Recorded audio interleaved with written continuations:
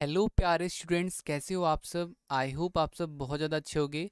तो आज की इस वीडियो में हम क्लास 10th का वर्कशीट नंबर 12 करेंगे। यह हमारी गणित की वर्कशीट है और यहाँ पर आज जो हमारा टॉपिक है अंक गणित की आधारभूत प्रमेय। ठीक है बच्चों, अब इससे पहले आपको ये समझने के लिए पता होना चाहिए अभाज्य संख्याएं क्या होती हैं। अभाज्य संख्याएं वैसी संख्याएं होती हैं जिनका कोई जो ऐसा टेबल जो दूसरे टेबल में ना आता हो। ठीक है, वह संख्या जिसके केवल दो गुणनखंड होते हो, एक और स्वयं वह संख्या। जैसे कि बच्चों मैंने बोला दो। बच्चों दो के टेबल जो होता है, टू का जो टेबल होता है, टू का टेबल और किसी के टेबल में नहीं आता। टू जो होता है और किसी के टेबल में नहीं आता, खाली वन और खुद के टेबल में आता है। जैसे मैंने बोला 11। 11 क्या है? 11 एक ऐसा संख्या है जो खुद के टेबल में आता है और वन के टेबल में आता है और दूसरे टेबल में किसी टेबल में नहीं आता। ठीक है, बट अगर बच्चों मैं बात करूं 8 की, 8 जो संख्या है वो क्या है? वो भाज्य संख्या है, क्योंकि वो 8 अपने में भी आता है, 8 4 के टेबल में भी आता है, 8 2 के टेबल में भी आता है, 1 के टेबल में भी आता है। तो अभाज्य संख्या वैसी संख्याएं होती हैं जो खुद के टेबल में आए और 1 के टेबल में आए, बस। ठीक है, तो बस यही चीज हमें समझना था। और दूसरा है गुणनखंड, वह संख्या जो दी हुई संख्या को विभाजित करती हो। अब देखो ये गुणनखंड वृक्ष क्या होता है, ये जो आपको दिखाई दे रहा है उदाहरण 1 में, यह गुणनखंड वृक्ष है। ठीक है, देखो इसको करने के दो तरीके होते हैं, एक तो आप ऐसे कर सकते हो और आप किसी के गुणनखंड निकाल सकते हो। ठीक है, तो अब ये 15,480 जो है, इसको आपने दो से भाग लगाया तो आपका क्या आया? 7,740। आप बच्चों करके देखना, आप कहीं पे साइड में करके देखो, जो आपका ये 15,480 है ना, ज़रा मैं इसको छोटा कर देता हूँ थोड़ा सा। हाँ, तो ये जो आपका 15,480 ना, मैं वापस से बताता हूँ ये कैसे आ रहा है। तो मैं आपको बता दूं कि ये आपका 15,480 जो है, इसको आप दो से भाग लगाना। तो देखो 2 7 ज़ा 14, 1 और 4 आ गया, तो वापस से 2 7 ज़ा 14। ठीक है, 8 आ गया, तो 8 कब आता है? 2 4 ज़ा 8, है ना। तो देखो कितना आ गया? 7740। तो दो से भाग लगाया तो दो इधर आ गया, और 7740 वापिस से दो से भाग लगाना, दो इधर आ जाएगा, और 3870 वापिस से दो से भाग लगाना, 191935। अब देखो 5 आ गया, ये दो से भाग नहीं लगेगा, तीन से लगेगा, तो तीन से डिवाइड करना आ जाएगा 645, फिर तीन से करना आ जाएगा 215। अब ये 3 से नहीं जाएगा तो 5 से करना, तो आ जाएगा आपका 43।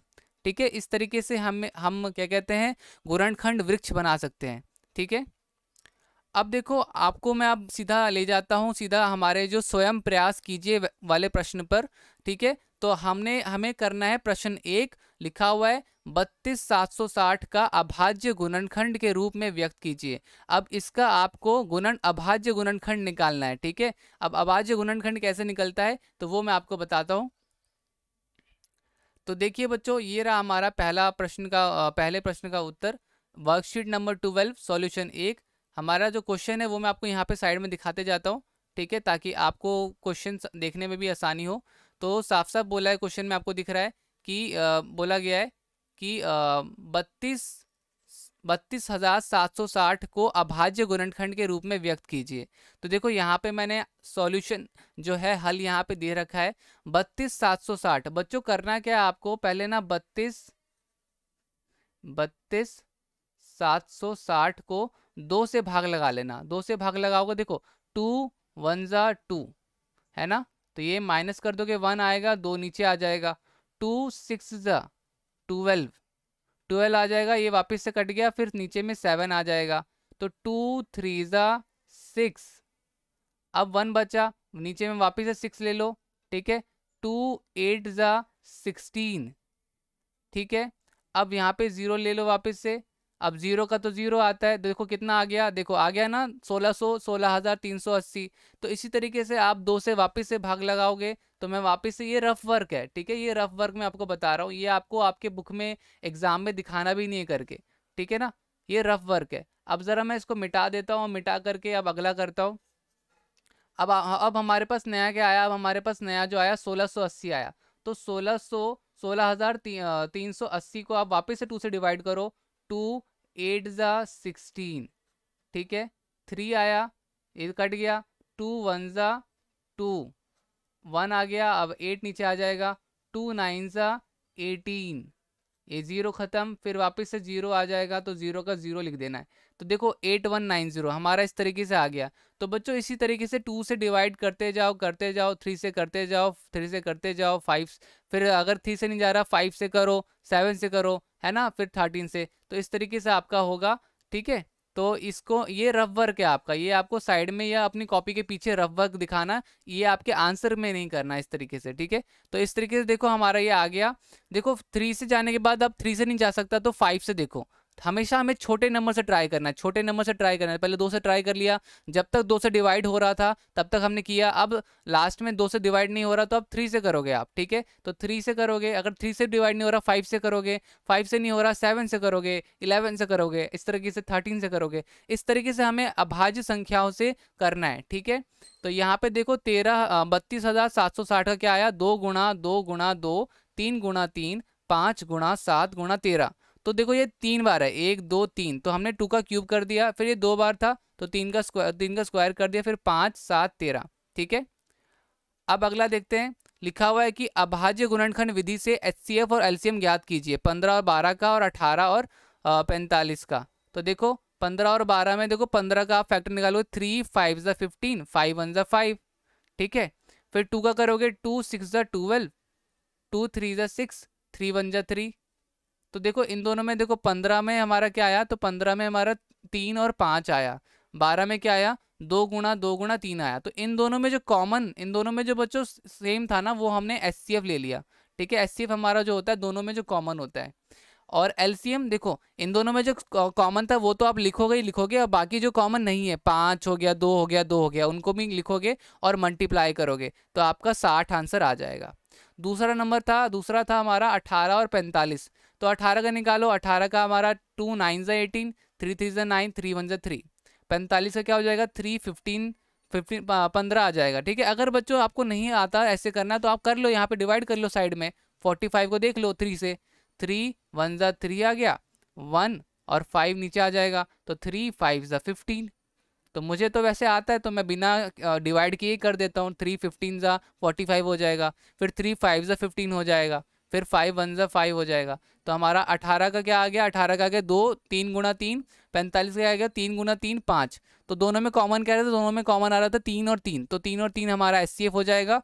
और एलसीएम क्या होता है, तो एलसीएम हमारा हो जाएगा 3 और 3, ये जो दोनों में कॉमन था, और जो कॉमन नहीं है उनको भी मल्टीप्लाई कर दो, 2 और 5, 90 आ जाएगा आंसर।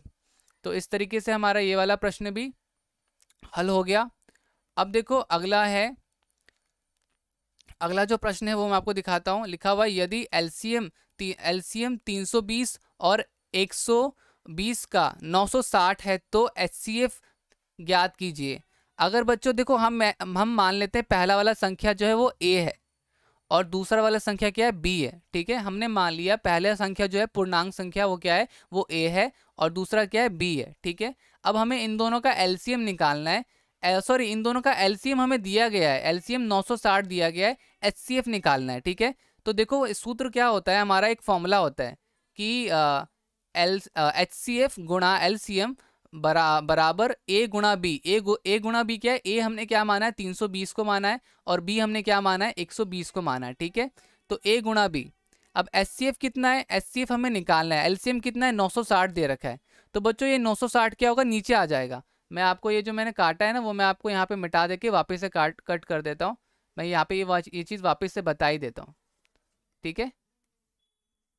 तो देखो अब यहाँ पर क्या होगा, तो यहाँ पे बेसिकली आपका ये जो 320 है इसको हमने ए माना है, तो ए गुणा बी, तो 320 गुणा 120। अभी जो 960 था ये नीचे आ जाएगा, 960 क्या है, नीचे आ जाएगा, ठीक है। अब देखो 0 से 0 कट गया, काटने के लिए मैं रेड कलर का यूज़ करूँगा। तो 0 से तो 0 कट गया, 12 1 ज़ा 12, 12 8 ज़ा। अब देखो 8 के टेबल, 8 1 ज़ा 8, 8 4 ज़ा। तो एचसीएफ कितना आ गया, एचसीएफ आ गया आपका 40, ठीक है। तो बच्चों ये वाला आंसर भी हो गया 40।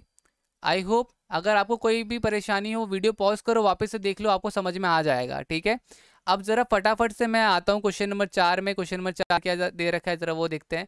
जांच, जरा मैं इसको मिटा देता हूँ, ठीक है। तो लिखा है, जांच कीजिए कि n के किसी मान के लिए 12n अंक 0 पर समाप्त होता है या नहीं, जहां n की एक प्राकृतिक संख्या है। तो देखो ये वाला उत्तर तो आपका यहाँ पर दे रखा है, तो यहीं से आप इस उत्तर को पूरा का पूरा लिख लीजिएगा। तो ये आपका जो है उदाहरण 3 जो है ये आंसर 4 बन जाएगा। ठीक है, सेम बच्चों सेम क्वेश्चन है, जांच कीजिए कि n के किसी मान के लिए 12n, सेम क्वेश्चन है, जांच कीजिए कि किसी n के लिए किसी मान का 12n अंक 0 पर समाप्त होता हो, 0 पर समाप्त होता हो। तो ये सेम पूरा का पूरा क्वेश्चन है, तो हल आपका पूरा का पूरा आप ये लिख लीजिएगा।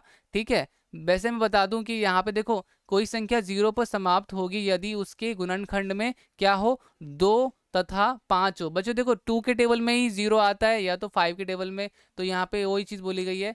अंकगणित की आधारभूत प्रमेय के प्रयोग से 12 के गुणनखंड क्या होंगे, तो देखो 12 का गुणनखंड आप निकालोगे तो 2 गुना 2 और 3 आएगा, तो ये आपका ये है। ठीक है ना, तो 0 पे तो कभी खत्म नहीं हो रहा, तो यहाँ पर क्या लिखोगे, अंत 12 के गुणनखंड केवल 2 है या परंतु 5 नहीं, इसलिए 12n अंक 0 पर समाप्त नहीं होती है। ठीक है, तो इस तरीके से आप इसका उत्तर लिख लीजिएगा। बाकी हमारा ये पूरा का पूरा वर्कशीट कंप्लीट हो गया। उम्मीद करता हूं आपको समझ में आया होगा। वीडियो अच्छी लगी तो लाइक शेयर कमेंट जरूर कीजिएगा।